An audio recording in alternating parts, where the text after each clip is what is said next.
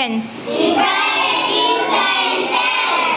sentence which makes order, request and command is called an imperative sentence.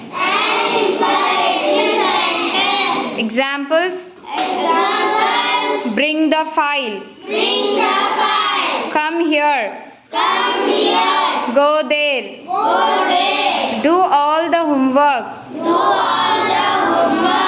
open the window, keep quiet, please give me your pen, please send me ₹100. May I come in, sir? Please clean the house.